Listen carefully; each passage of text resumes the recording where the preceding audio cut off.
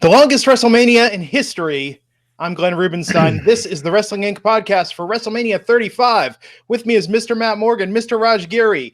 Both of these gentlemen look technically awake. We just sat through a buttload of wrestling. Matt Morgan, how you doing? 7 hours? It was almost 7 and a half. 7 and a half.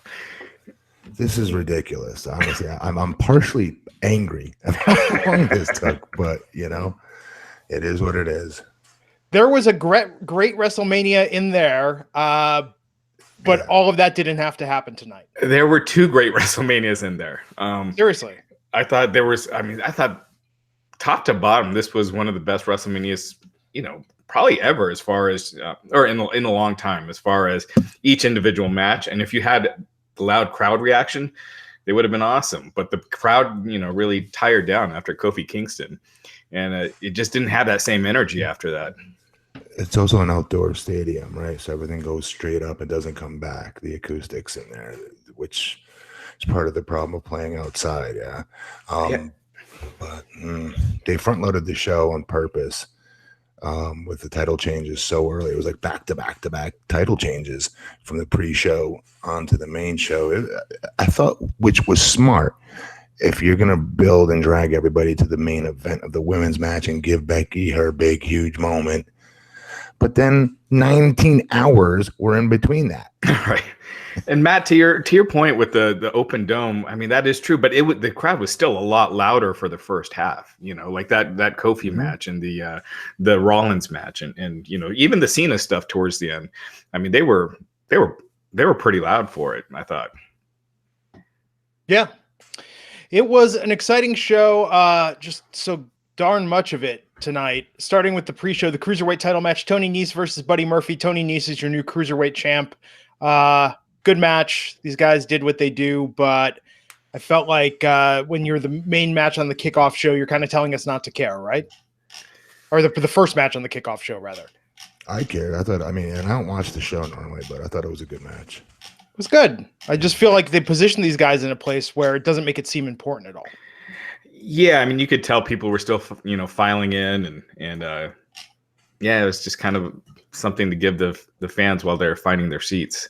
The Cruiserweight always gets stuck in, the Cruiserweight title matches always get stuck in that spot. And it's too bad because they usually, have great action. But Neville versus Austin Aries, that was the last match on the pre-show. Many people thought it should be on the main card. It just, even this, putting it to the very, very front, I think takes away from making it a priority at all, which is a shame because these guys did a great job. Tony Nese, congrats to him as the new Cruiserweight champ. And then, tough placement for the second annual WrestleMania Women's Battle Royal. We all thought Asuka was, a lock, no pun intended, to win this one. Carmella got the win. It was a bit of a cluster for a lot of it. Now, I did something super dorky, guys. I watched the pre-show they streamed live in virtual reality. So I strapped a headset on and watched this. And was it tough to follow on TV? Because in VR, it was just hair and punches flying everywhere. First of all, I didn't think Asuka was going to win. You didn't think she was going to win? Oh, yeah. No, remember, I did that. Yeah. Yeah, I picked Lacey Evans, but and she still got to do her little strut thing. I mean, this was what it was. I mean, it was just kind of there to, get people time on screen. But no, it didn't look like just hair flying around and not in VR. Well, there you go. It's different. I don't recommend it necessarily as more than just an interesting distraction. Matt, what did you think of the Women's Battle Royal and the rhythm of it? Nothing. It was all right. Okay. Yep. Good for Carmella. Nice to see her getting something. And then after that, they gave us the Raw Tag Team title match, Kurt Hawkins and Zack Ryder versus the Revival, a match that had all of 5 days of build, or 6 days of build. Anything, Matt? What'd you think of this? Good reaction to the finish of it, obviously, right? And cool story that they told. You know what I mean? As far as the finish and how the finish went down. But, predictable. But yeah. I don't know. I was cool with it. Hawkins broke his losing streak. Raj, do they lose these titles tomorrow, or is this going to be a long reign? Who knows? I mean, it's clear they don't give much thought to the Raw tag team titles. This match was never announced on TV. Matt, we were just talking about this last week, how, it's a cute idea. Hawkins losing, breaking this losing streak, but it makes the Raw tag titles look like a joke. I mean, they're already there. Yeah, that's true. Someone pointed out, well, last year a child won one of those. They've been dipped in shit for how many years now? They do. They have been, man. It's going to be a hard, very, very hard time to undiplomatic shit, if you will. Raj, it's the headline on Wrestling Inc. Matt Morgan says Raw tag team titles have been dipped in shit. Before this year. Right. No, last year a child was one of the tag team champions with Nicholas. So there you go. Good times. But it was a fun moment. It was cute. But again, as someone who grew up with a lot of great tag teams, with the Road Warriors, Demolition, the Hart Foundation, British Bulldogs, to see this is where the tag division is, where a tag team that's never gotten a win for some random reason gets a tag team title shot at WrestleMania and then wins. I just think it's cute, but no one takes it seriously. Yeah, we'll see what happens tomorrow night. But Kurt Hawkins has broken his losing streak. 6th annual Andre the Giant Memorial Battle Royal with Michael Shea and Colin Jost from SNL. Braun Strowman did not show up on SNL last night. There was no mention of this on SNL. Yeah, we had the 2 Weekend Update hosts be amongst the final 3 with Braun Strowman. This is a complete waste.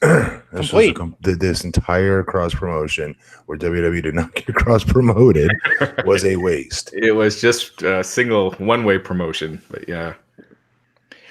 Do you think they realized, it occurred to me this morning, back when Mr. T and Hogan hosted SNL to promote Mania, that was when Lorne Michaels wasn't even running SNL. He left for a couple of years. It was Dick Ebersol who went on to co-found the XFL with Vince McMahon. Lorne Michaels, SNL has rarely started late in its 40-year plus history. One of the times it did, it was because an XFL game ran long. SNL started 45 minutes late. Lorne Michaels ain't doing shit for Vince McMahon.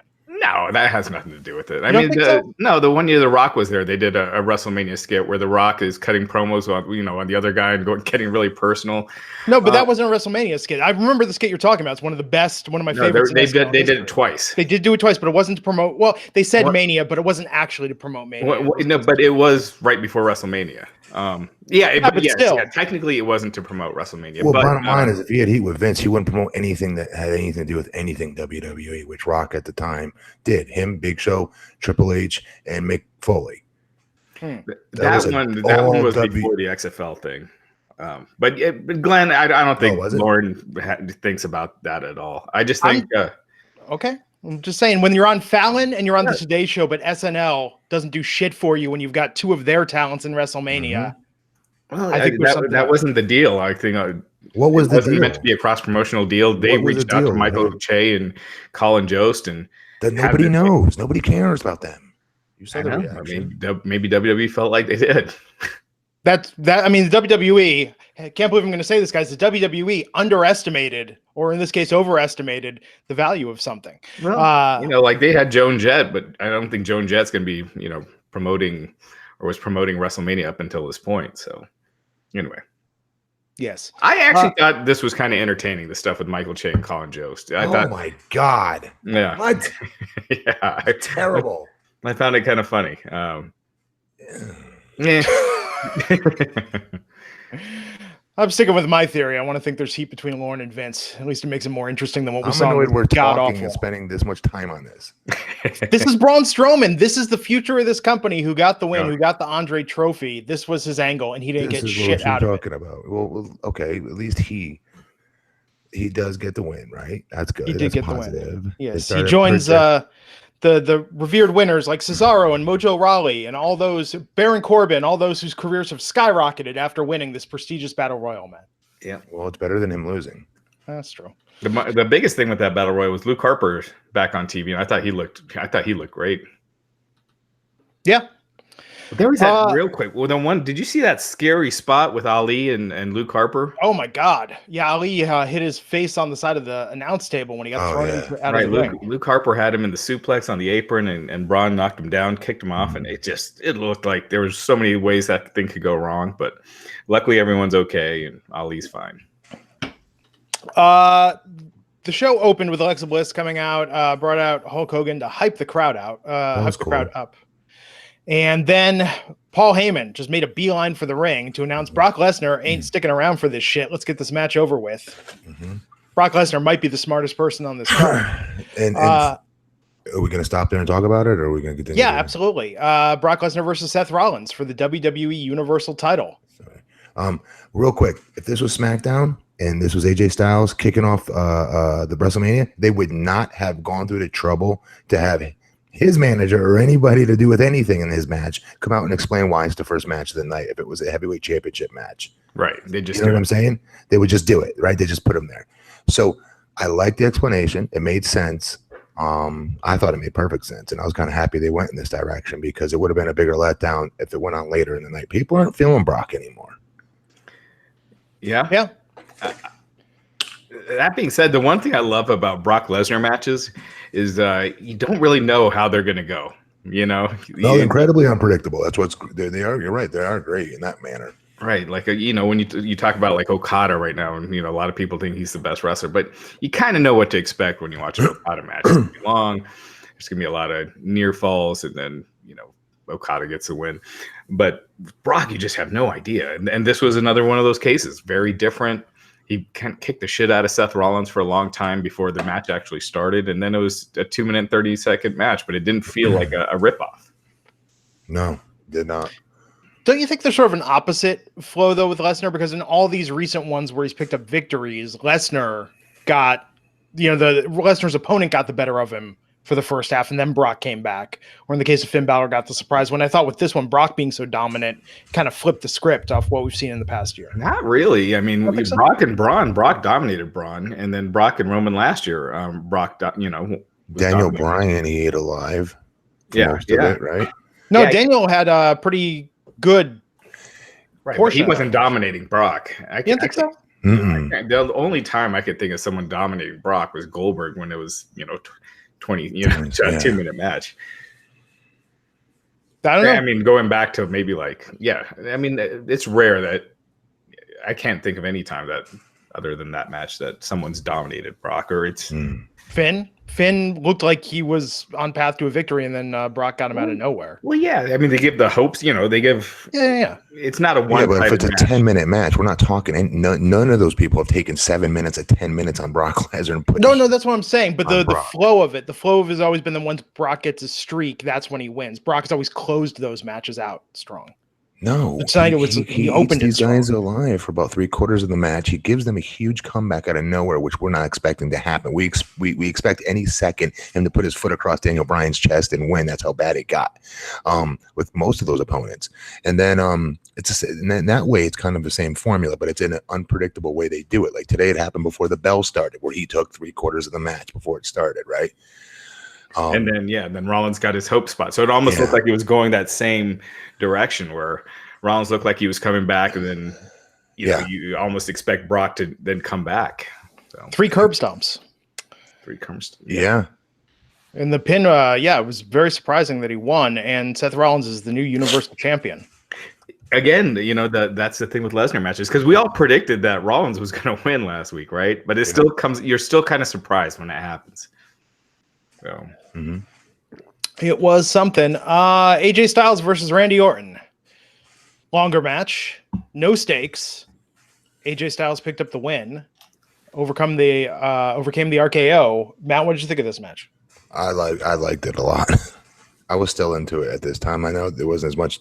There's still so much left on the card, so my attention span was still. I don't know what the word even is for it. Is it attention span or fandom or whatever? It was still super high. You know, enthusiasm. What I mean? My enthusiasm hadn't been worn out yet. Because I would argue, had this match been later in the card, I don't know how I would have felt. Could you imagine if we did this podcast in segments after each match, and it would just be like high pipe, and then we get to this point, and it's like, fuck wrestling, fuck this show, fuck all of you for making me do this. It can't believe how long the show was. It's ridiculous. They need to make it 2 days. Well, technically it was. We ran past midnight. Yeah. There you go. What about you, Raj? What'd you think of this? I liked it. You know, I thought it started off a little slow, and it kept picking up, and by the end, I thought it was just a great match. And so, yeah, I thought it was really good. I thought it was one of Randy Orton's better WrestleMania matches in a long time. And I agree exactly with 100% with Matt. If it happened later in the show, like when the Finn Balor match happened, I think it would have died. But early on in the show, the crowd was into it. They started off a little slow, picked up. There was some light that was beaming from the stadium into the crowd, so they were like chanting to turn off the light. They finally did. Then they got into the match. Which happened at TakeOver too when I was there on Friday. Yeah, it's weird they don't have these production. We got a ton of people watching live. Thanks, you guys. I thought it might be down a little bit because of how late we're starting, but thanks everyone for tuning in.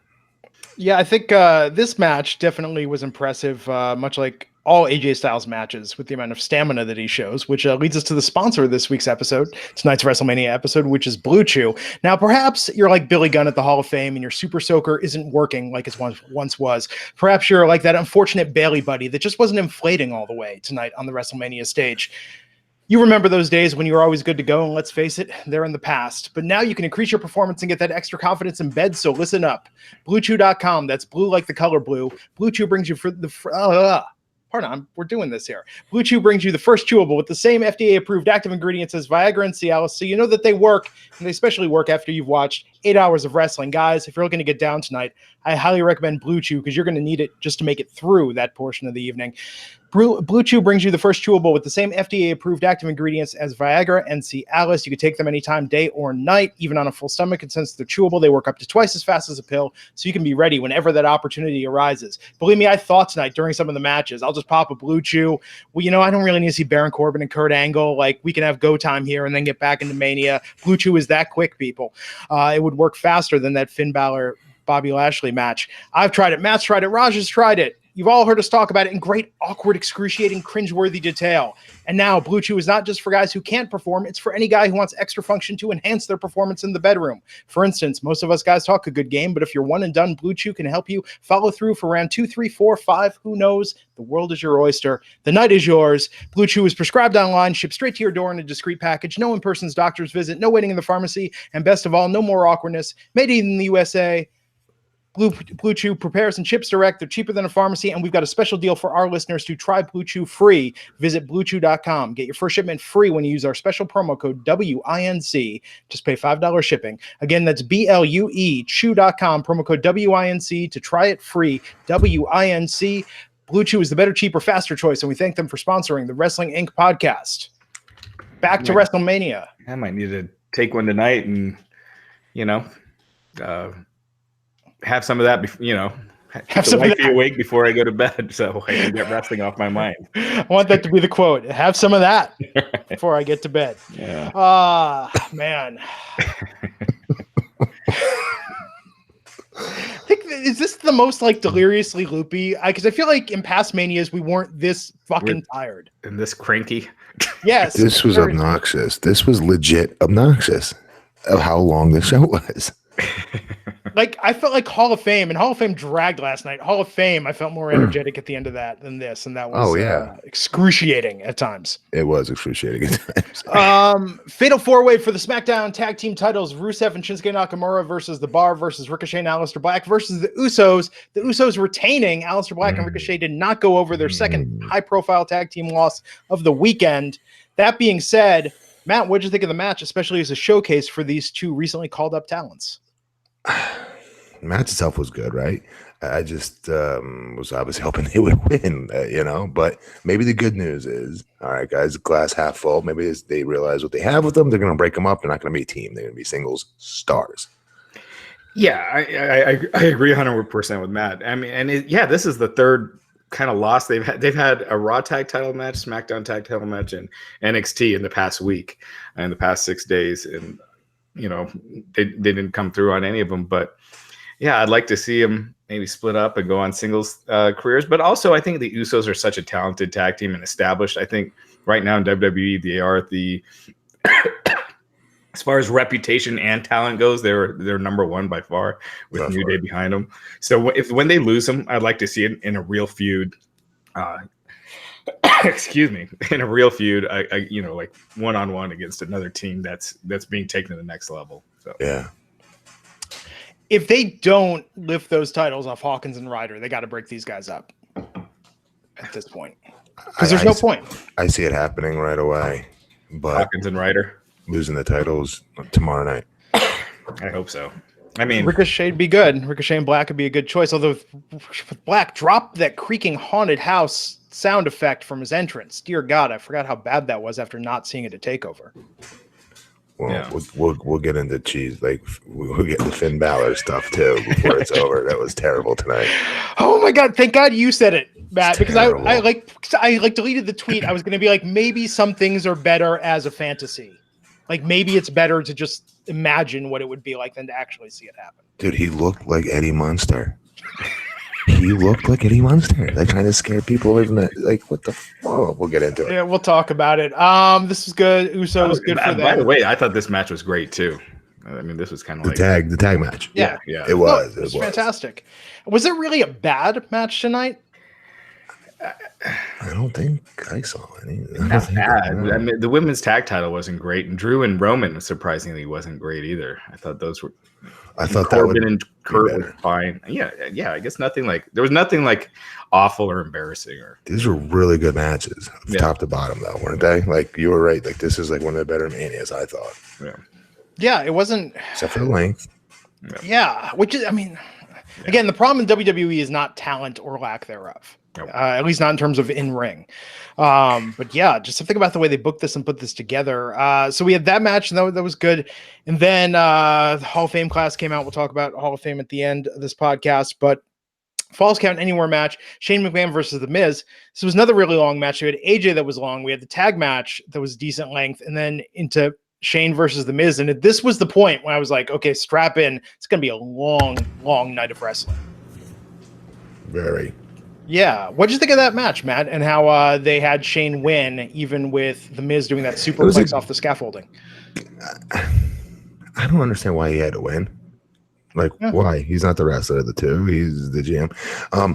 Or the owner, whatever the hell you want to call him, the owner's son. But what? I didn't get it. I kept thinking, like, maybe I'm missing something here as to why it was that important that his shoulder had to be on his. You know what I mean? When they landed. It could have been the other way, too. So why?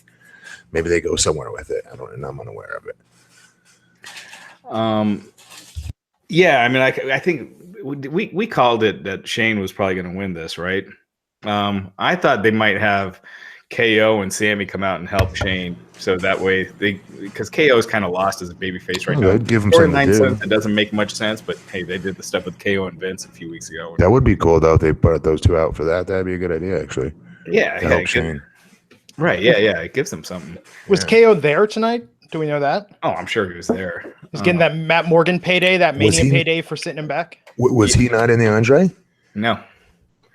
And you know what? That's probably better for him to not be in the Andre feud. All those people you saw watching the TV, the monitor and Kofi match, they got paid. Nice. Yeah. Yeah, the B team pimping the Daniel Bryan shirts. Yeah, so no KO. Sanity wasn't there either, right? But I mean, Sanity's no KO, but still, right. They weren't even in the Battle Royal either. Damn. It's a little weird right now. But I thought that, this was a long match. We Falls Count Anywhere. I mean, it should have gone all around the arena. It did. Liked going off the scaffolding. That was great. But I like the Miz's dad jumping in the ring. It was a bit of a nothing moment, but it was funny. Yeah, I thought this was actually pretty good. I thought it delivered with what the fans wanted. You want Shane doing something crazy. He did, a few crazy stunts. There was that one on the golf cart outside the ring where he was like, I forgot, he was like knocked over. And if he missed that by a little bit, that could have been pretty bad. But he took some hellacious bumps too. Hit back of his head, hit the pole like at one spot, like toward where it was jammed in between the floor and the wall there. When Miz kicked him with 2 feet like off of him, like just a lot of things like that happen. He's tough. Yeah, he's dangerous too. I mean, he's getting older. I always worry if he just slips a little bit, But I mean, that's Shane. It delivered though at the match. It definitely delivered. Yeah, the crowd was hot for it. They were going crazy at the end. It built like it started off kind of sloppy, when they're punching, the punches look like shit. But once it built up, once they got the dad involved, it told a great story. And I thought it was really fun. Like up until this point, I was like, "Damn, this Mania has been all positive so far." Yeah, I thought the Mania started off as a whole like incredibly well. Mm-hmm. It's one of the best starting Manias I thought we've seen in a while. Yeah. Then we got to the Fatal 4-Way for the WWE Women's Tag Team titles. Nia Jax and Tamina Snuka versus Beth Phoenix and Natalya versus the Iconics versus Sasha Banks and Bayley. And the Iconics with a bit of an upset victory. Good. Yeah, new tag team champs. This is how you utilize. This is how you get people over, though. This is the exact, like, if you were to write a formula for it, this was how it's done. 3 super duper over by comparison tag teams. 1 plus 1 Hall of Famer thrown in there, right? Mm-hmm. Against 2 rookies, 2 newbies, right? That are, still cutting their teeth and in the main, and somewhat mixing it up on their show. Good promos for the most part. Very charismatic. It brings them up. Remember, I said them just being in this match brought them up. Remember? Yeah. What the hell do you think winning the titles do for them? Yeah, I mean, I think I had picked Sasha and Bayley. I think Matt, you actually picked the Iconics, right? I think so. Or maybe you were saying you wanted them to win. Yeah, I wanted them to win, but I think it was a 4 horsewoman. I thought would close the show. Oh, right. This was the one match where I thought it slipped. In my opinion, if you got a new title, the women's tag titles, establish them first before you're changing them already. Mm-hmm. So, I mean, to me, I would have went with Sasha and Bayley retaining, and then you could build up the Iconics and then do it at a pay-per-view one-on-one and have it mean more. It's going to give something a little more, I think, to the women's tag scene. This gives something good for SmackDown. I think they can counterbalance this nicely, over, aside from whatever Becky is doing after this week. So we'll see. But I think change is good. But with Sasha and Bayley, I mean, they're going to get a rematch. But do you think that you split them up and put them in a singles program against each other? But I mean, Becky, what do you mean? Sasha and Bayley. Do you think that Bayley versus Sasha? Yeah. Do you think it's time to pull the trigger on that again, or do they keep them together as a team for a bit longer without the gold? I don't want to see them go against each other again. They don't do it right. Yeah. They don't let them, we've seen that before. Let's let them go their own separate ways completely. I'd even argue switch brands. Have one of them go to a different brand somehow. Yeah, when's the shakeup? Maybe have Sasha and Bayley on SmackDown for now, feuding with the Iconics, since and really establish the Iconics. Use Sasha and Bayley to get them over, if that's what they have, in their plans, is to push the Iconics. When's the shakeup? Is that next month? No, it's like in a couple of weeks. In Montreal. Yeah, in Montreal. And pay-per-view wise, we've got Saudi Arabia. Money in the Bank is in May. Saudi Arabia is kind of up in the air right now as far as the first one. Now it's not going to happen in May. It's looking like it might be June. And the one day that's rumored, The Undertaker has something the day before. I think at Comic-Con or a signing or something. So we'll see what happens with that. And May 16th is Money in the Bank, but even though no tickets have gone on sale, do you think there's going to be another pay-per-view in the U.S. between now and Money in the Bank? Money in the Bank's May? Yeah, May 16th. No. I mean, they would have that. They would have that on the books. Yeah, I hope not. I think that'd be great to have 5 or 6 weeks till the next thing but Saudi Arabia if it happens. Yeah, because they got their international tour coming up, the brand split. So I mean, not the brand split, but the superstar shakeup. So. Oh, to be complete, Lacey Evans came out and walked on the ramp before the Miz and Shane match. Why do that at a WrestleMania? When you do that on Raw all the time and just doing the exact same thing with her, dude, come up with something different. I'm fine with her getting screen time, but do something, just change it up a little. It's WrestleMania. It's like how Eva Marie ended her run in the WWE. Just coming out and waving to the people. Kofi Kingston versus Daniel Bryan. Okay, I think we're all happy with this, right? WWE Shop, though, leaked the result apparently, a half an hour before this match, Raj? Yeah, they had the shirt that they unveiled at the end. They actually started selling it, I think, early on in the match or right before the match it went up. Let me ask you guys a question, and let me ask the chat room a question. Would you rather have seen Kofi celebrating, or is it too much Xavier Woods and Big E as well? Did that mess it up for any of you guys watching at home, or were you guys perfectly cool with it? Like, serious question. I want to know what y'all thought. Let us know in the chat, guys, what you guys think. Yeah. Well, what did you think of the match, man? Incredible. What an incredible match. This was my favorite one. I loved it. Nothing bad to say. I really enjoyed it a lot. Great storytelling. Awesome storytelling. Yeah, Matt, to your point, I love this match. I thought it was outstanding. I thought Daniel Bryan was fantastic. I thought Kofi was great. I agree with you, Matt. I think Kofi should have came out by himself. When he first started celebrating, it should have been by himself, and then you could have the New Day come out and then lift him up. But yeah, I think with him being world champ, you need to kind of break him apart from that a little bit, and make him more his own guy. And they didn't do that. At first, when Big E came with the box, I was like, uh-oh, is Big E, we had speculated on Big E possibly turning heel if Kofi I thought too that he could turn, actually. Right, because Kofi looked, they did that little, almost like a tease at the beginning where Kofi, looked at Big E like he didn't know what he was doing. But yeah, I love this. I thought this was the best thing on the show as far as the crowd reaction, keeping you guessing. That was great. For WrestleMania were 2 nights, and this closed out night 1. Right? Oh God, A+++++. Yeah. Yeah. Everyone would have gone home happy, so excited for the next night. Would have been great. No, I thought this was good. I liked with New Day. So I don't know, Raj, you paid attention to this, I'm sure, before. But Matt, did you see? For years, New Day in interviews, Big E and Xavier Woods said they would do whatever it took to get Kofi a world title shot and to get that run and make it happen. So I thought it was nice that they were part of a celebration, because they've been, if I were going to say an argument against Kofi and perhaps the whole B+ player narrative, is Kofi isn't really a self-promoter. Kofi isn't the guy to be out there to say I'm the best in the world, but it's been Xavier and Big E, his friends, who have kind of goodwill hunting him a little bit and been hyping him up this whole time. So I thought that was kind of a nice little bow to put on it. Well, I don't know. I think they were getting in the way. It was getting clunky for me. I want to watch his face. I want to see his emotions with his kids. Like his kids being in the ring were plenty enough. Like that's all that we should. That's all he should need. He doesn't need these training wheels in real life moments. This was a real life moment for him. And Xavier Woods sitting there screaming and yelling, "We made it to the top. We made it." It's like, I get the whole we're brother things, and we're, what I mean, we're a team. I get that, but no, that's not what you are. Homeboy made it to the top. You guys are his partners. Let's get this straight. And he's the one for 11 years who scratched and clawed, and finally now he got his opportunity. You guys were part of the deal, like the last 2 or 3, 4, whatever it's 5 years, 4 years, I don't know. That they've been together in the three-way, whatever the hell you call it. Right, but like we were just saying, and they still could have come out later, but have Kofi definitely come out. But let's say Kofi is legitimate, authentic, like organic reactions again by himself and what it means to him, because eventually, again, he can't just have them involved in every single one of his matches. Right. Wasn't that with Jericho and KO? When then Jericho, what were they? When the other one was taking credit, everything was like, "We Jericho's did it." Like we're the world champions.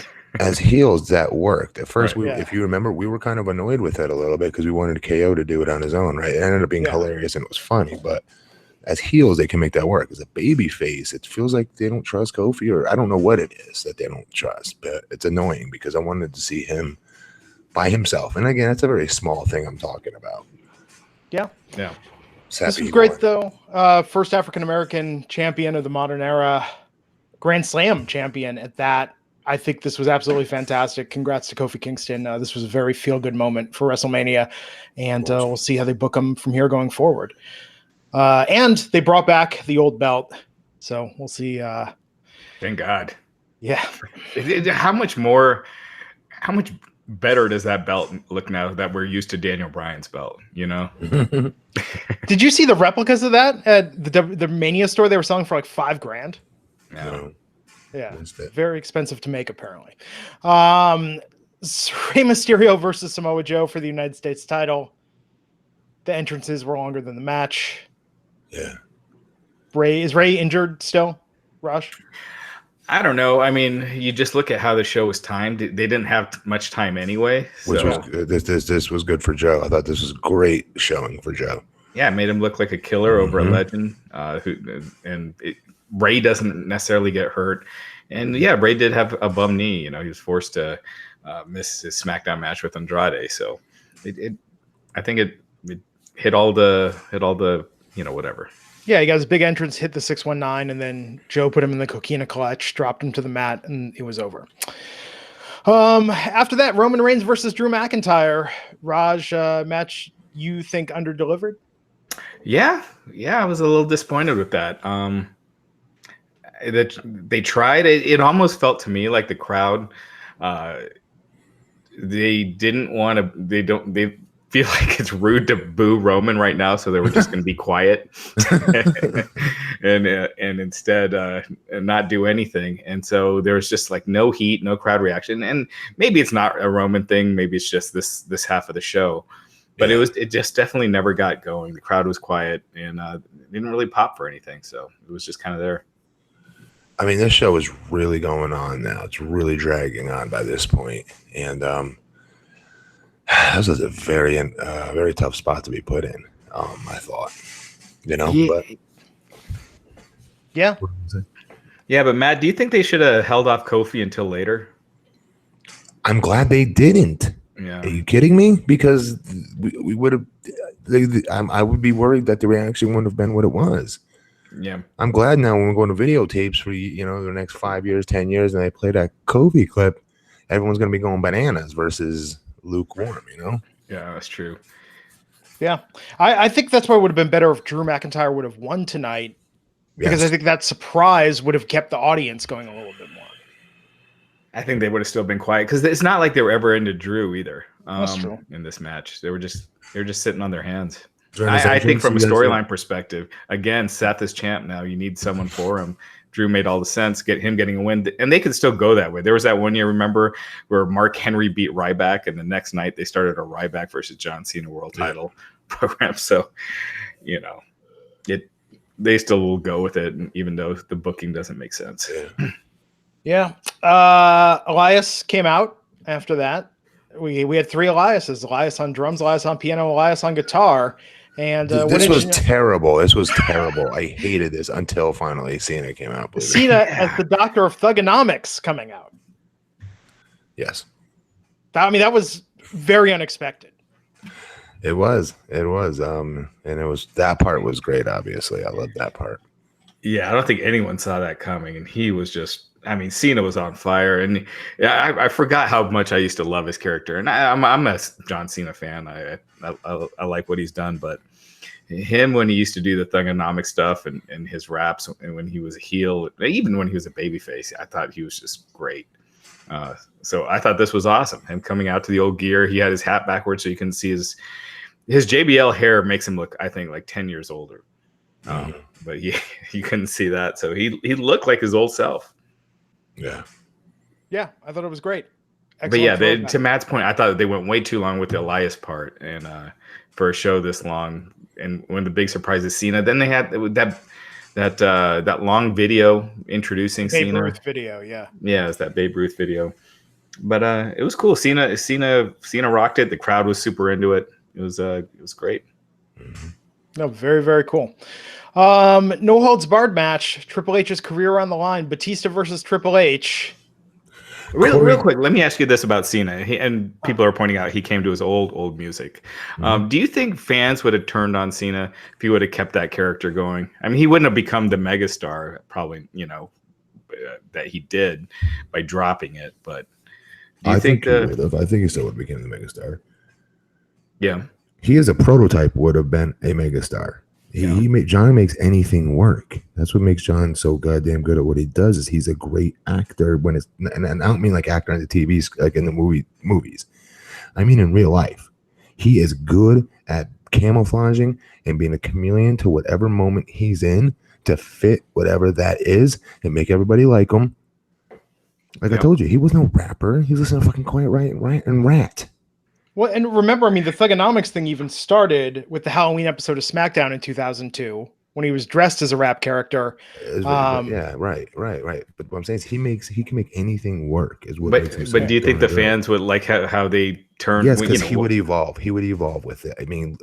Look what he's done now. He's been on top forever with the most stalest character in the history of our business. Yeah, he went from thugonomics to essentially being Captain America in the WWE. To being Captain Cornball. And he still sells out arenas. You know what I mean? He's still a humongous draw, regardless of what you think about him. And that's as him being stale. I would argue as that rap character, he would at least be able to make it dance more, meaning he can ebb and flow it maybe and take it in different places, right? We never really got to see it as a full-fledged face. I was there the night he turned face, and it was against our team at Survivor Series when he joined Team Lesnar. And the crowd was, what made him a face was he was a dicky heel making fun of everybody. Yeah. And I don't know. And remember, the original plan was for Batista to be like the big star on Raw, the A star, and Cena to be the B star. And then Cena just got so popular that they pretty much switched.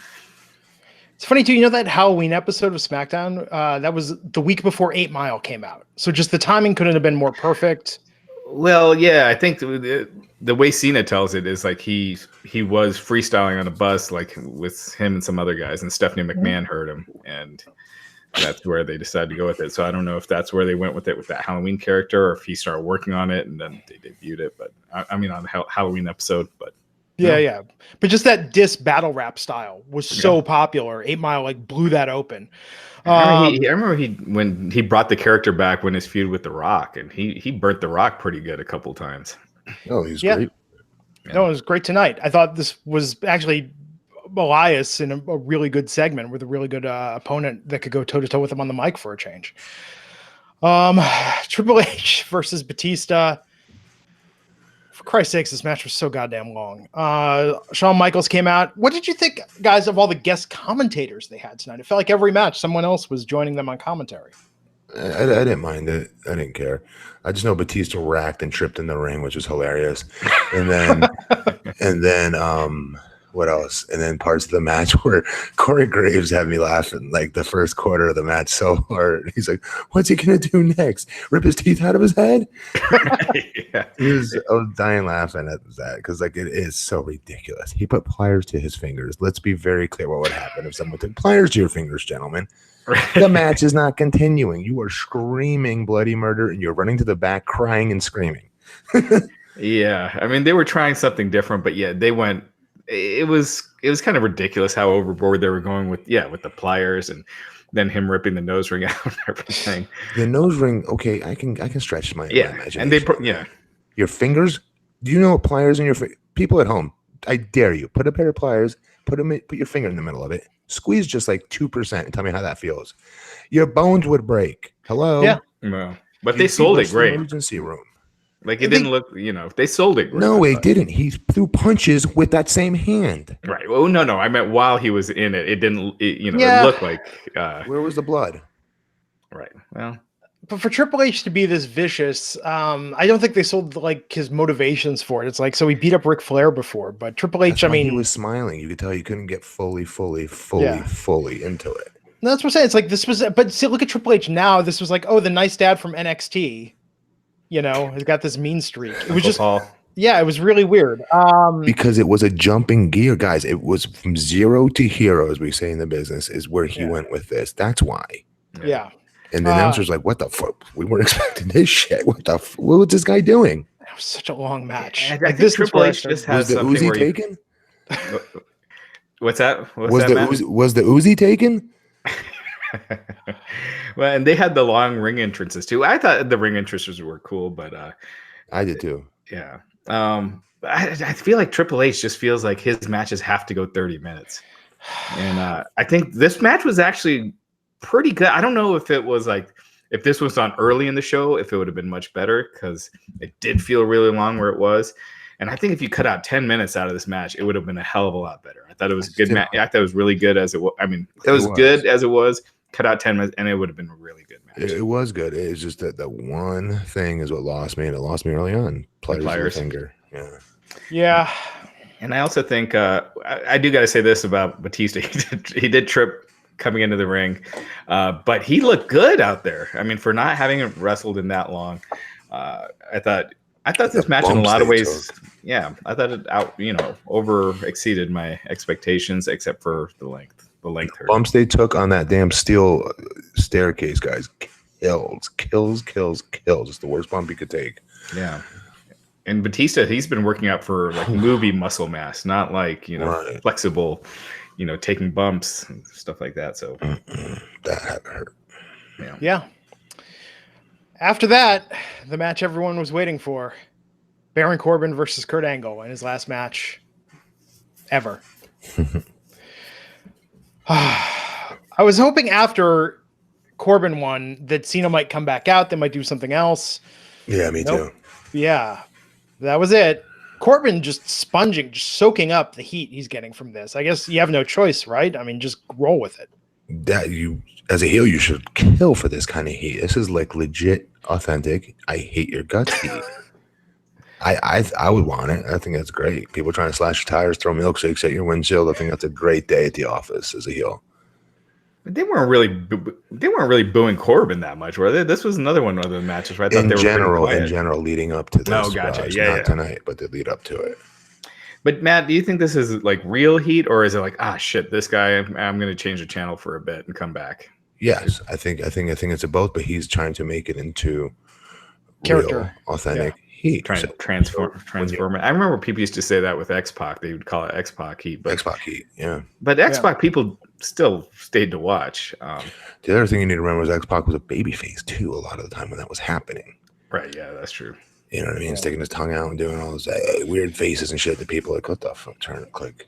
At least over the group. But Corbin's tapped into something. I mean, look at Drew McIntyre, who's a monster who they've tried to build as such, and he doesn't get that kind of reaction that Corbin gets, where Corbin comes out with that smug smile. And he's good on the mic. Corbin's gotten way better on the mic. And if he didn't have the microphone aspect of it, he probably wouldn't be getting that kind of heat. So yeah, I mean, props to him for improving and being able to get that kind of heat. Yeah, as Matt said, I do think that too. I think it's a mix of genuine heat and go away heat. But this was such a mistake having him against Kurt Angle. Like when you think of Shawn Michaels and Ric Flair, like Ric Flair's final match, and Kurt Angle's was this. I don't know. Kurt's all about getting other talent over, though, for what it's worth. In real life, I don't know. I'm sure he'd rather have a better match than that, too. Who knows? What if you'd brought Adam Cole to the roster 6 months earlier, or someone like that, where you built to a feud with AJ. AJ would have been perfect. Yeah. You know what I mean? Yeah. 2 years ago, 3 years ago. Yeah. The match that was, or the entrance at least, that was better in Matt and my heads than it was in actuality. The Demon King faced off tonight against Bobby Lashley for the Intercontinental title. Did we go through the end of that match? How Corbin won? Corbin got the end of days. He pinned Angle, ended his career. And Angle gave a short speech after. That was nice. Yeah. Got the "you suck" chance. Commentary team really trying to contextualize the "you suck" and be like, no, they respect Kurt. This is just something they do. Well, because if you're a young fan and you're watching, you're like, what the fuck? This guy's a legend, Dad. Why is everyone saying he sucks? Yeah, but they've been doing that for the last 3 years as well. Kid who doesn't watch the show is what I'm saying. Now you finally tune into Mania. Your families are walking in the family room because you have a WrestleMania party, and your aunt and your grandma have never been to one before. It's the first time they're invited. Yeah, that's true. All these people you have to explain shit to because of today. Yeah, no, I went to NXT Takeover with 2 people that don't watch wrestling, and you forget sometimes like all the stuff that we take for granted. They have no clue. Probably helps too, because I guess to someone that doesn't watch wrestling and seeing this legend leaving and everyone's chanting "you suck" would be confusing. I've now determined, after having enough cringeworthy Monday Night Raw pay-per-view segments, I never want to show anything to anyone who doesn't watch wrestling unless I select it ahead of time and know that it's awesome. Like, no more. I'm not taking the chance of watching something live, because then it's like Bobby Lashley's sister sketch or Bailey, "This Is Your Life." Like, it's always some shit like that. Yeah, WrestleMania is no longer a show I show to my friends just because of how long it is. It's crazy. I'm like, hey, you want to come over? It's only 7.5 hours long. At least football is free, people. Like, they're like, and you pay for this? Yeah. And not only with football, your time, you got the halftime show, and you could leave if you want, take a break from it. And the halves are still the same length. The game itself is the same length. Yeah. The Demon versus Bobby Lashley. So Bobby coming out wearing some Ember Moon contacts, with Lio Rush accompanying him to the ring. And then we have the Demon coming down, coming out through the smoke, the thick smoke, into the ring. Balor's keeping that tongue thing going. So there's that. Okay. You've heard Matt and I in our initial reactions. Raj, did this live up to your expectations for the Demon King at WrestleMania? I mean, again, I think this point in the show, I didn't think that Finn should have squashed Lashley. So as far as them going back and forth, I did think it's kind of the wrong matchup. I think it looks cheesy, Finn beating Lashley like that. And and Lashley, what was he wearing at the beginning? He had like these weird demon contacts on. Yeah, they were like Ember Moon style contact lenses. Right. Yeah, I don't know. I think the demon thing, it's kind of losing its luster a little bit. And I felt like the crowd wasn't that into it. Bobby was physical as hell in this match, though. Yeah, and so was Finn. I mean, Finn was really laying it in when he was, hitting the drop kick in the corner and, his moves. I thought it was very physical. But yeah, it was very forgettable. It wasn't as big as it should have been, I thought, with the demon coming back, right? And again, those faces, I can't be the only one who thinks those look ridiculous. Yeah. Did he used to do that? No, he did not used to do that. And not the tongue thing, but annoying. Just he did like a growl outside the ring. Did you hear that part? That's what he does every time his tongue comes out. It's a noise with it. Like he's doing the "Was Up" commercial practically. It's terrible. It's so cartoony and annoying. He doesn't need to do it. This is another situation. Finn Balor, you're not watching the show, but if you were, I would tell you this is another place where you stand up for yourself and say, no, I'm not doing it. I'm not doing it. No, you go do it. How about I put face paint on you and you go out there and you do it? Right. Yeah. Demolition made it work, but that was 30 years ago. Finn made it work in NXT. He made it work even his first match on the roster. He did not. Not the tongue thing, no. But the demon, I'm saying. Yeah, the demon is cool. The demon we think is cool, Glenn. It's just a stupid one face. It's killing it. I swear to you, it is enough to take you out of the moment and make it hokier than hell. It's WWE production. NXT, remember that awesome vignette with the white background and they had it looked like in the padded room with the demon? Yes. But for some reason, they shoot it on videotape in the WWE, or it looks like videotape. And it just looks, it's too lit. It's not moody. It just looks dumb. Every time they've done a vignette with the demon on the main roster, it's completely stupid. Yeah. So I don't know. I don't know where they go from here, but Finn is the Intercontinental Champion again, knowing WWE will lose it back to Bobby tomorrow night on Raw. But since he wanted it as the demon, shouldn't he have to defend it as the demon? Since being the demon makes a difference. That'd be the demon going forward, I'm hoping, right? That's what this was all about. But he's got to have an intervention about what he's willing to do and not willing to do if he's going to keep being the demon going forward. Because I think he's going to turn into gold dust if he doesn't watch a step at this point. Yeah. But again, those are probably things. The tongue thing is probably something coming from Vince. So. Definitely. Yes, it's definitely. Because Vince saw Kiss live once. Right. Like, like the guy, the demon in Kiss, he sticks out his tongue. He feels like he's got to put his spin on it. Yeah, it's like the Ascension where he put him in face paint when they came on the main roster. And, This is a terrible spin. Yeah. Yeah, it's bad. But good for Finn. He got his Mania moment. Yes. Hit the coup de grace. Got the win. And they didn't job Lashley out. He still looked good, even though he still looked fine, losing to Finn. Yeah. Alexa Bliss came out. Alexa Bliss, as far as hosts of Mania go, she appeared way more than, The Rock had one segment before. Like Alexa, like 3 or 4 segments tonight, 5, I think, if you count the pre-show. Came out to announce the attendance and have a dance break. Carmella and R-Truth. And then we went into the winner-take-all triple threat, the first ever women's main event at WrestleMania. SmackDown Women's Champion Charlotte Flair versus Becky Lynch versus Raw Women's Champion Ronda Rousey. Joan Jett played Ronda to the ring. Charlotte showed up in a helicopter. Becky, again, her entrance seemed a little subtle by 3. Yeah. Yeah. But this match, man, I thought they gave all the women good rhythm, good placement, although that ending seemed abrupt. It did.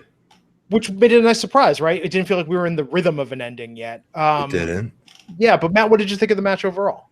If you want to catch people off guard with a roll up finish like that, you want it to be out of rhythm, right? So, but by the same token, I was like, that's it. At the end of that match, that was my reaction, which sucks because we're so excited for this to finally be here. I wanted more. Yeah, it made it. You're thinking of Becky's big moment. You want her to kind of get that decisive, that decisive ending. And, Ronda's, shoulder was, it definitely wasn't on the ground that whole time. Like it was up. So I gotta go back and watch it. Twitter's already speculating that the ending was botched, but it's just Twitter speculation. Yeah, I just thought it was underwhelming for someone's crowning moment. Like this was her big, this whole lead-in was basically to crown her, right? Yes, it better have been. Yeah, and so it just kind of fell flat. I thought, again, at the end of this a 7.5 hour show, Yes, the crowd would have been into it way more if it was earlier. If you had this match on when the Kofi match was on, the crowd would have been going nuts for Becky. Instead, it was, it was nice, it was polite, but it wasn't like an overwhelming Becky chant and going nuts. And I thought they worked their asses off in this match. I thought they really tried, hard in this match, and I just thought just being at the end of this long show hurt it. It did, but it had to happen, right? It had to have. You had to have the girls closing out the show eventually. They've earned it. So like, even though it wasn't as loud as it would have been if it was in the first half of the show during where Kofi and Daniel Bryan wrestled in that part of the show. Yeah, you're right, but I don't know. I think there's other things that they could have done to help them, to help the girls out. One of them is that finish. Second is definitely, if that's your finish, you don't have the Ronda Rousey just nip up and walk out of there. You know what I mean? Like, people would have liked to have seen her get her ass knocked out, or selling more, or whatever. Have you. Yeah, so the debate on Twitter is that right after Ronda hits the mat, her shoulders come up kind of with the 1 count, and then they went back down for the 2 and the 3. So, yeah, that was probably supposed to be the finish. Just Ronda wasn't supposed to get her shoulder up and missed up. Yes. Yeah, we'll see what happens tomorrow night on Raw. I think that gives Ronda an angle. I think Ronda's gone. I mean, she's. You don't think she's showing up tomorrow? She might show up tomorrow, but I think she's gone after that. So maybe she does a quick speech or a quick angle. But she's not booked on any pay-per-views, not the European show, tour. Obviously, they could re-sign her or talk her into staying. That could always happen. But as of right now, it looks like she's taking a break for a little bit. She's done so much in going off on social media. I think this gives her the argument when she returns for the rematch against her and Becky, which I like. But yeah, the rhythm of this did feel quite abrupt. To what you guys were saying, going last isn't as cool as they make it out to be. Right. Yeah, back in the day when it was a 3-hour or 4-hour show, yes, you got the crowd the whole time. But yeah. Also, back in the day, though, every match knew its place on the damn card. It wasn't every match trying to one-up each other. The first 3 matches wouldn't even leave the damn ring. Right. You'd have the bathroom break on before the main event to kind of guys weren't even allowed to use the top rope in the first 4 matches, 5 matches. Oh. Yeah. So all in all, we had TakeOver the other night, which was a very, very good, very packed card. Raj, you were at TakeOver in person? Yeah, and it was great. I mean, I thought it was the best show of the weekend. I thought WrestleMania was, strong, but long. And again, just the length hurts it. But you look at everything individually, and it was really good. Yeah, it was. I saw ROH in New Japan last night. I thought that was too long too.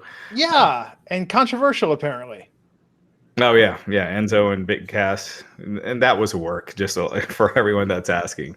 What did they do? They're part of Ring of Honor now, it looks like. Yeah, they did an invasion angle. Yeah. Who did they invade? ROH. They showed up at ringside, and during the show, they on the pay-per-view they cut away from them, and so you only saw there was chaos going on, but they were showing the announcers, and it was Enzo and Cass doing this angle with Bully Ray and all those tag teams, the Guerrillas of Destiny, and they never showed it on TV, but. Yeah, we'll see what happens there. Last night, there was... God, wrestling fans could be so stupid. Someone attacked Bret Hart during his Hall of Fame induction speech last night. Got the crap kicked out of him by a good portion of the WWE roster. Oh, man. Matt, did you see this? Yeah. 26-year-old who on Twitter, you'll get fans on Twitter who are just nuts. So he has one of those Twitter accounts where he sends a bunch of nutty tweets. He's an amateur MMA fighter, 26 years old, Lincoln, Nebraska. He was actually arrested twice between this past December and like a week later in early January, like late December, early January. The kid with the dreads? Yeah, so the dreads were fake. It was just a Rastafarian fake phony hat. Okay, I got you. Right. Yeah. Why was he attacking Bret Hart though, of all people? Because he's freaking crazy. He would send all these tweets saying how Vince is a genius. Maybe he believes that Vince and Bret don't like each other. I don't know. But he was nuts. So and Bret actually did end up going to a hospital last night. He did. He was experiencing some hip discomfort. Obviously, he was at WrestleMania tonight, so he's fine. Just a nutball. He was being arraigned. He was arraigned in Brooklyn today. He's being charged with 2 counts of third-degree assault and 1 count of criminal trespassing. Also 1 count of violation of local law. So, they're dropping the hammer on him. What about the other? The rule of thumb is anybody ever breaks those ropes, it's open season on them, and you do it not just to beat their ass, but to dissuade anybody else from trying to follow and do the same thing. Any other fans? Well, you could call it self-defense too, right? I mean, well, that's what I was going to ask you. Like, how does that work? Because there was if we're wrestling and I'm in a wrestling match, that's one thing. Yes. And that's self-defense because I was being threatened, if you will, right? Me and my opponent were being threatened. Okay. But what happened last night, everybody helped jump in. Travis Brown, all these other people jumped in that were not in that ring. So my question is, are they being brought up on charges too? I hope they're not. But I doubt they would be, but the one guy, Dash Wilder. Yeah. When they were dragging, when they had subdued the fan. I mean, I love this, but at the same time, from a legal aspect, that's something that could get you into trouble. But as they were leaving, Dash just kind of looked over and just decked him with an uppercut. And I don't know if he did it, just not thinking that any cameras would catch him. Or Meanwhile, the punch heard all around social media last night. Yeah, so Dash Wilder is like a little unsung hero right now. Yeah, they popped huge when he got tagged in tonight. Yeah. And I don't know. I just don't see how any jury would find in favor of the other guy with what he had just done, But I would think, legally, if that guy wanted to, he could press charges. Yeah, because that's one thing I was thinking about. Because as a wrestler, you have to do that. Like if you don't, you have an entire locker room to face that you didn't do anything about it, which is much worse. Well, yeah, and when they piled on him, I mean, he could have had a weapon. I mean, they did everything they could to neutralize the situation. Right. Yeah. If someone has someone had a gun down in some building and everyone bum rushed him and kicked the crap out of him, I wouldn't think there's any way you could press charges. No. But the Dash Wilder thing was quite a bit after. It was after they had left the ring and they were on their way out. But I think, I just don't see how you could bring charges within that situation with what he did. Yeah. So Hall of Fame, Raj, I know we got into it a little on Twitter. It wasn't just that, but one, they had a ring set up this time out. You noticed that they had fans sitting behind the inductees. I don't think those fans were told they were going to be on TV the whole night because most of them looked like they just rolled out of bed. They're in their wrestling T-shirts and just hanging out behind the inductees while they're giving their speeches the whole time. But the chants, especially during the Make-A-Wish segment, and John Cena gets up there, they're doing, let's go Cena, Cena sucks. I mean, them trying to hijack Hall of Fame just to me was like, you know what? We don't have to have the fans at Hall of Fame. They're not adding anything to the experience. They're only being disruptive. Yeah, that's a little annoying. Yeah. Especially for the Make-A-Wish portion. I thought Sue and her speech, I thought that was the high point of Hall of Fame last night. I thought DX, actually the tone of what they did for DX, they probably should have had a separate DX roast or something that was a little more, if they wanted to go the humor angle with it, because it was a very nice night up until that point. I didn't think a lot of that humor landed. They took some shots at AEW where Triple H was talking about Billy Gunn being fired, and he said Vince McMahon will buy that pissant company and fire you again. A couple others, but I thought Bret Hart's speech was great. Yeah, I thought I haven't watched all of it. I heard the first few. I've heard Honky Tonk, Tori Wilson, but I really liked Bret Hart's. Yeah, but yeah, with the Hall of Fame. It's tickets, if they have one more event that they can add, that they could sell 10,000 tickets, 15,000, that's a lot of money to turn away. Yeah. It's just weird to me that you would go to that. I don't know. I think, make it an opportunity for fans to class it up a little bit. Maybe do a smaller venue and have more expensive tickets. I don't know, but I think they need to change something. All in all, I thought it was okay. But yeah, it was interesting last night. New Japan, I'll have to go back and watch the Wrestling Inc. Coverage, but New Japan, the Ring of Honor G1 seemed very polarizing. Raj, I mean, people seem to like the New Japan parts, but had a lot of issues with Ring of Honor. In addition to Enzo and Cass, they brought in the Beautiful People into the women's division. There were a couple of things that people didn't agree with. Yeah, the ROH seems a little not knowing what to do with AEW right now, taking so many of the top stars. They just seem like they're kind of grasping at straws. But what's wrong with them getting the Beautiful People? They feel like that doesn't fit like with what they've been doing up until this point, as far as being all about the wrestling and not about kind of Angelina Love can hang with any of those girls on that roster. Are you high? Maybe not Velvet. Angelina Love easily could all day. You do got Velvet. It's not.